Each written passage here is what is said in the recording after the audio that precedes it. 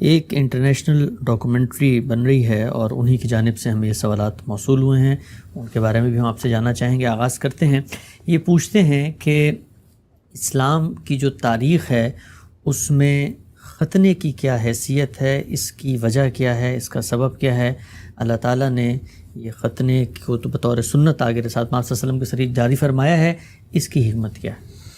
میں تو بہت دفعہ یہ عرض کر چکا ہوں کہ اگر آپ اسلام کے محتویات کا مطالعہ کریں، یعنی اس کے کانٹینٹ کو دیکھیں، اسلام ظاہر ہے کہ ایک نظریہ ہے، اس کے کچھ عقائد ہیں، اس کے کچھ اعمال ہیں، تو اس سے جو اس کے محتویات، مشمولات یا اس کا کانٹینٹ بنتا ہے، اگر آپ اس کا مطالعہ کریں تو آپ انہیں 4 ہی عنوانات کے تحت بیان کر سکتے ہیں۔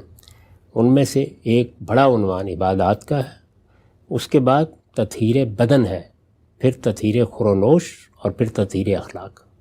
سارے دین کو، ساری شریعت کو آپ ان عنوانات کے تحت بیان کر سکتے ہیں۔ تو تطہیر بدن میں احکام دیے گئے ہیں، یعنی ہمارا دین چونکہ اپنا نصب العین یہی بتاتا ہے کہ پاکیزگی حاصل کرنی ہے، تزکیہ حاصل کرنا ہے، تو تزکیے یا پاکیزگی کی ابتدا منتہا تو تطہیر اخلاق ہے، لیکن اس کی ابتدا کہاں سے ہوگی؟ تطہیر بدن سے ہوگی، بدن کی پاکیزگی۔ تو اس کے لیے بہت سی ہدایات دی گئی ہیں، بہت سے رسوم قائم کیے گئے ہیں۔ مثال کے طور پر حیض کے بعد غسل ہے، میت کو غسل دینا ہے، جنابت کے بعد غسل ہے، اللہ کی بارگاہ میں حاضر ہونے کے لیے وضو کرنا ہے، اسی طریقے سے مونچھیں پست رکھنی ہے، ایسے ہی بغل کے بال صاف کرنے ہیں، زیر ناف کے بال صاف کرنے ہیں۔ تو بہت سی ہدایات ہیں جو تطہیر بدن کے زیر عنوان آتی ہیں۔ تو یہ بھی اسی ذیل کی چیز ہے، یعنی اس کا چونکہ اندیشہ ہوتا ہے کہ اگر ایسا نہیں کیا جائے گا تو اس سے کچھ غلاظت جمع ہو جائے گی، جس کو بار بار نکالنا یہ آسان نہیں ہوگا، اور آپ کو اللہ کی بارگاہ میں جانا ہے، آپ کو 5 وقت اس کی بارگاہ میں پیش ہونا ہے۔ تو ہم تطہیر کے معاملے میں بہت حساس ہیں، یہ ہمارے دین کا اہم ترین جزو ہے۔ آپ نے دیکھا ہوگا کہ ہمارے ہاں جو فقہ کی کتابیں، حدیث کی کتابیں ہیں، وہ زیادہ تر کتاب الطہارہ سے شروع ہوتی ہیں، یعنی اس میں یہ بتایا جاتا ہے کہ آپ کو بدن کی طہارت حاصل کرنے کے لیے یا اللہ کی بارگاہ میں حاضر ہونے کے لیے کن کن چیزوں کا اہتمام کرنا ہے۔ تو یہ جس طریقے سے مونچھیں پس رکھنے کے لیے کہا ہے، وہ باطن کے لحاظ سے بھی تطہیر ہے، ظاہر کے لحاظ سے بھی تطہیر ہے۔ اسی طریقے سے بغل کے بال صاف کرنے کے لیے کہا ہے، ظاہر ہے کہ اس سے مقصود بھی تطہیر ہی ہے۔ ایسے ہی میں نے بعض دوسری چیزوں کا حوالہ دیا، تو وہی چیز ہے، اسی کو سامنے رکھ کر یہ ختنے بھی ایک سنت کے طور پر جاری کیے گئے ہیں۔ یہ انبیاء کی سنت ہے، رسالت مآب صلی اللہ علیہ وسلم سے پہلے بھی یہود اس کا اہتمام کرتے تھے، بلکہ یہ صاف معلوم ہوتا ہے کہ بنی اسماعیل کے ہم یہ اہتمام پوری طرح موجود تھا، تو اس کو اللہ کے آخری پیغمبر نے جاری رکھا ہے۔ ٹھیک۔ اچھا ہم سبھی جن چیزوں کا آپ نے ذکر فرمایا، زیر ناف کے بال ہوں یا بغل کے بال ہوں یا باقی چیزیں، ہم انسانی جسم کی جب ساخت پہ غور کرتے ہیں تو یہ چیزیں تو پیدا ہوتی ہیں، ہم ان کو کاٹتے ہیں، دوبارہ پیدا ہو جاتی ہیں، لیکن ایک چیز جس کے اندر اس طرح کا تطہیر کا پہلو تھا، اس کو اللہ تعالیٰ نے تخلیق ہی کیوں کیا؟ کیونکہ وہ تو پیدائش کے فوراً بعد ہی آپ نے اس چیز کو ختم کرنا ہے۔ تو یہ بات سمجھ میں نہیں آتی کہ بال تو چلیں اگتے ہیں، مونچھیں آپ نے رکھنی بھی ہیں، آپ نے ان کو بڑھنے سے روکنا ہے، لیکن یہاں پر تو معاملہ یہ ہوتا ہے کہ ایک زائد کھال اللہ تعالیٰ نے پیدا کر دی ہے، تو یہ کوئی معاملہ سمجھ میں نہیں آتا۔ اگر کوئی اس طرح کا پہلو تھا تو یہ تخلیق کے موقع پہ اللہ تعالیٰ اس کو ختم کر دے۔ یہ سائنس کا موضوع ہے، یعنی اس پہ غور کرنا چاہیے کہ بال کیوں اگائے ہیں۔ بالوں کے بغیر بھی ہو سکتا تھا، بغل میں بال اگنے کوئی ضروری تو نہیں تھے، نہ اگائے جاتے۔ اسی طرح کا معاملہ زیر ناف کے بالوں کا ہے۔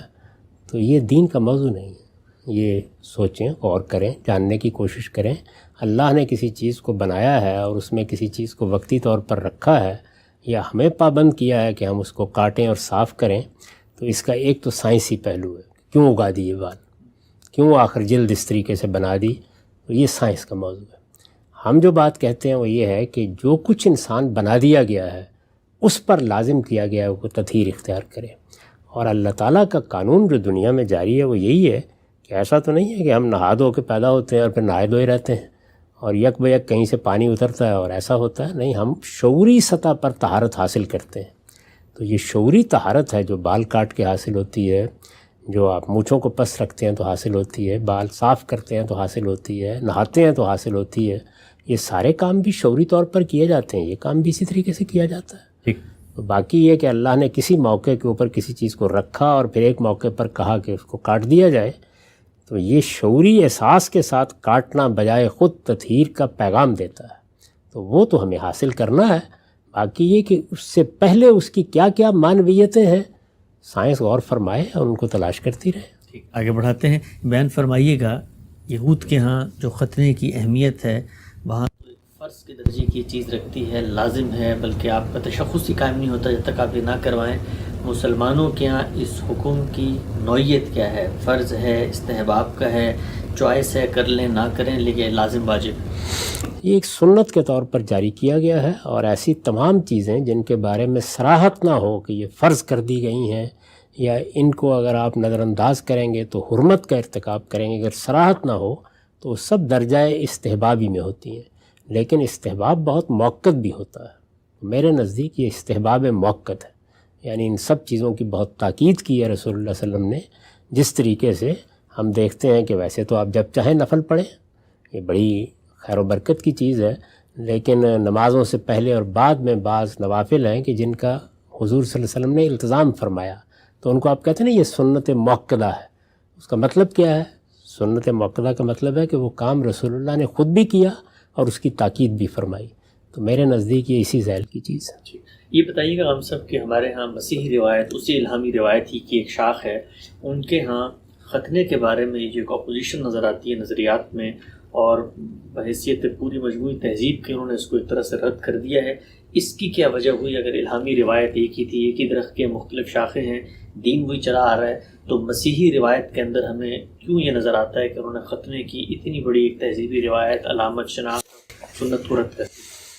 اس کی تاریخ تو خود انہوں نے بہت اچھے طریقے سے بیان کر دی ہے۔ اگر آپ بائبل کی کتاب اعمال کو پڑھیں تو اس میں اس کی پوری تاریخ آپ کے سامنے آ جاتی ہے کہ جب سینٹ پال کے زمانے میں دعوت پیش کی گئی تو شروع میں تو یہ لوگ چونکہ اسرائیلی روایت سے تعلق رکھتے تھے اور انہیں معلوم تھا کہ خود سیدنا مسیح اس شریعت کے پابند ہیں جو تورات میں نازل ہوئی ہے یا یہود کے یہاں رائج ہے، اور یہ لوگ بھی اس شریعت کی پابندی کرتے تھے۔ لیکن جب غیر قوموں کو انہوں نے جا کے دعوت دی تو وہاں پر ایک غلطی ہوئی، اور وہ غلطی یہ تھی کہ بجائے اس کے کہ جو لوگ اب پیدا ہوں گے ان کے لیے ختنے کا حکم سنایا جائے یا اس کی ہدایت کی جائے، بڑے لوگوں کے بارے میں بھی بعض لوگوں نے یہ تشدد برتا۔ اس کے خلاف ایک رد عمل بھی ہوا اور بحث بھی پیدا ہوئی، تو شروع میں ہی یہ طے کر لیا گیا کہ یہ غالباً اسرائیلیوں کے لیے حکم تھا، اور سینٹ پال نے بتدریج یہ چیز پوری شریعت کے بارے میں منوا لی۔ تو اس لیے یوں نہیں ہے کہ صرف ختنہ گیا ہے، مسیحیوں کے ہاں پھر سینٹ پال کے بعد پوری شریعت چلی گئی ہے، اور اس طرح یہ یوں نہیں ہے کہ یہ کوئی جدید دور کا معاملہ ہے۔ یہ کام تو سینٹ پال بہت عرصہ پہلے سیدنا مسیح کے فوراً بعد ہی کر چکے ہیں، اور اس کے بعد جو مسیحیت سامنے آئی اس میں شریعت کو بالکل دین کا حصہ نہیں بنایا گیا، اس کو الگ کر دیا گیا۔ اس پر ہم تنقید بھی کرتے ہیں، اس کی غلطی بھی واضح کرتے ہیں۔ بیان فرمائیے گا کہ کوئی خاص طریقہ اسلام میں مقرر کیا گیا ہے ختنہ کرنے کا، یا یہ جو جدید طریقے ہیں میڈیکل سائنس میں آپریشن کے ذریعے ختنہ کروانے کے، اس کو بھی اختیار کیا جا سکتا؟ نہیں، جو طریقہ چاہے اختیار کریں، طریقے تو پہلے بھی لوگوں ہی نے ایجاد کیے ہیں، بس حکم دیا گیا ہے، اس سے آگے کچھ نہیں۔ آگے باقی سب کچھ حالات پر ہے۔ اب ڈاکٹر حضرات کر لیتے ہیں، پہلے جراح کرتے تھے، ہمارے ہاں تو عام طور پر جو لوگ بال کاٹنے آتے تھے وہی یہ کام بھی کیا کرتے تھے ہمارے دیہات میں۔ تو اس کا تعلق تو سوسائٹی کے عرف سے ہے، طریقے نئے ایجاد ہوتے چلے جائیں گے، اس میں سہولتیں بھی پیدا ہوں گی۔ اب تو آپ جانتے ہیں کہ بڑے بڑے آپریشن کیے جاتے ہیں، آدمی کو اطلاع بھی نہیں ہوتی، تو اس لیے بچوں کے ختنے میں بھی ان تمام چیزوں سے فائدہ آپ اٹھا سکتے ہیں، اس میں کوئی معنی نہیں۔ ٹھیک، آخری سوال ہم سے بھی بیان فرمائیے گا کہ صرف مردوں کے لیے خاص کیا گیا ہے؟ چونکہ ہم یہ دیکھتے ہیں بعض افریقی ممالک میں یہ بچیوں کے ساتھ پیدائش کے وقت معاملہ کیا جاتا ہے، کچھ زائد جلد کو کاٹ دیا جاتا ہے۔ سنت جو ہے، حکم جو ہے، وہ صرف مردوں کے لیے ہے یا عورتوں کے لیے بھی؟ صرف مردوں کے لیے ہے، سنت کے طور پر اسی کو جاری کیا گیا ہے، اسی سے تطہیر کا اصول بھی سمجھ میں آتا ہے۔ باقی جہاں تک اس طرح کی کچھ کلچرل روایتیں ہوتی ہیں یا ثقافتی پس منظر میں پیدا ہوتی ہیں، اس کا دین سے کوئی تعلق نہیں۔